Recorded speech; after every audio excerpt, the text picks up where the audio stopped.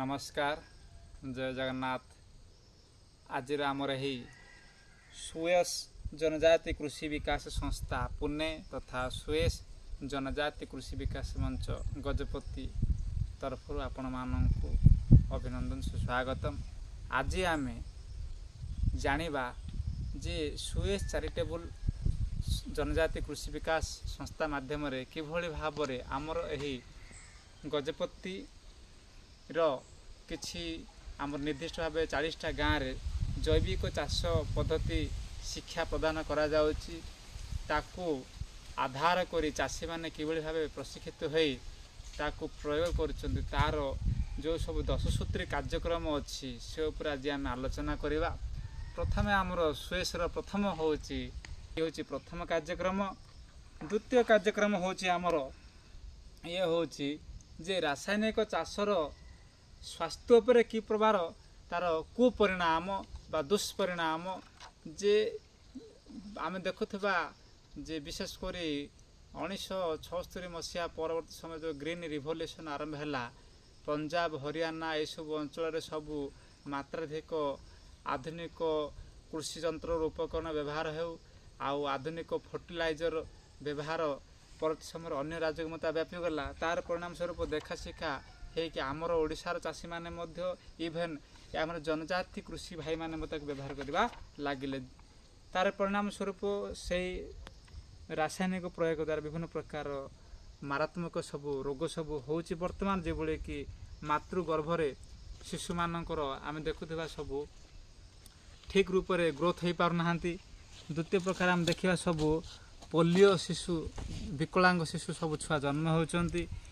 सिक्लिन भाया रोग सब होपर आपणकर सबू विभिन्न प्रकार अंग विकृति सबू ग्रहण खंडिया शिशु विभिन्न प्रकार ये सब विभिन्न प्रकार रोग सबू मारात्मक रोग मान सबू रासायनिक सार प्रयोग द्वारा व्यवहार होता खाद्य को ग्रहण कर आम सब आज तार कुपरिणाम भोगुचे।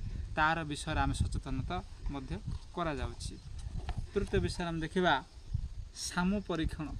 सामू परीक्षण कहले आम विशेष कहीपर माटी परीक्षण बोले आम कहीपर आजिकल आमर केंद्र सरकार गोटे आयोजन करिसेंती जे soil health card. Soil health card माने को माटी रे को प्रकार गुण केते परिमाण तार सेठी अम्ल जातीय गुण अच्छी क्षारीय जातीय गुण अच्छी को माटी रे को प्रकार फसल भल हो पार सेटा को आज सामू परीक्षण अर्थात गोटे माटी रे को परिमाण जैविक ऑर्गेनिक कार्बन केतिक रहा दरकार केतिक एसिड परिमाण रहा दरकार केतिक क्षारीय परिमाण रहा दरकार से अनुसार आम को फसल लगेले को माटी कौन हम ताकू माटी परीक्षण आम करा जाए। तापर आम देखा अंकुर परीक्षा एवं यार आवश्यकता। अंकुर परीक्षा माने आम जो सबू बिहन बजार किणुंट आम जहाँ गत वर्षर 1 वर्ष पुराना बिहन रखिंट ताकू आम निर्दिष्ट भाव में गणी गणी किसी गणती हाथ माने 100 कि केते गणिक नवा जो बिहनटा आम चाष करने पूर्वर ताकू परीक्षा करवा जे प्रकृत रे ए जो आम गणी गणी मंजी पकई से भितर केतटारे गजा है केतटारे हो पारला नाई।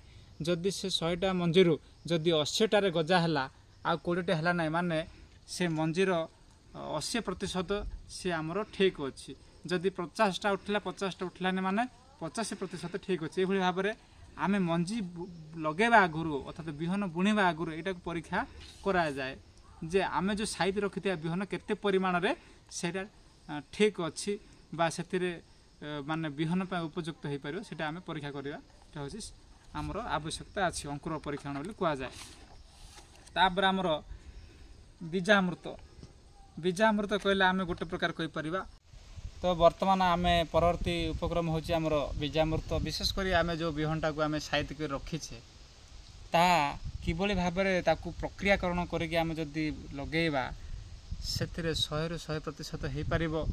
प्रक्रियाकरण आमर धान पाए गोटे अच्छी लुण पानी प्रक्रिया करा जाए एवं अन्यान्य जो सब बिहन जो अच्छी मक्का आपणकर डाली जातीय बिहन आपण परिवा जातीय बिहन तापाई बोली आमर गोटे पद्धति अच्छी जे 1 किग्रा गाई गोबर 1 लिटर गोमूत्र 100 मिलीलीटर गाई क्षीर 50 ग्राम जेकोसी डाली जातीय चूना मुठाए ओई हुंका माटी सबू जाक आम टे पा पकई पेस्ट कर गोटे मिश्रण करवा ବିହନ ବୁଣିବାରେ ଗୋଟେ ଦିନ ପୂର୍ବରୁ ସେ ମିଶ୍ରଣରେ ଆମର ଯେଉଁ ପୁରୁଣା ବିହନକୁ ତାକୁ ସେ ସବୁ ପେଷ୍ଟକୁ ମିଶାଇବା।